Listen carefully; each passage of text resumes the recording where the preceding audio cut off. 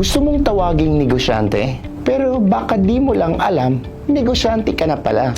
Hindi lamang sa dami ng benta at laki ng puhunan, nasusukat ang isang negosyante. Ito ang ilan sa mga senyales na negosyante ka na pala. May serbisyo at produkto kang binibenta. Hindi kailangang milyonaryo ka. Basta may produkto at serbisyo kang pinapaikot. Pangalawa, marunong kang humawak ng puhunan. Hindi ka basta-basta gumagastos at iniisip mo kung paano ito palaguin para kumita. Pangatlo, may diskarte ka sa pagharap ng problema. Ang negosyante ay hindi agad sumusuko, lalo na sa mabibigat na challenges. And lastly, patuloy kang natututo. Dahil ang tunay na negosyante, laging bukas sa bagong kaalaman at improvement. Kung may negosyo ka na at patuloy kang gumagawa ng paraan para lumago, negosyante ka na.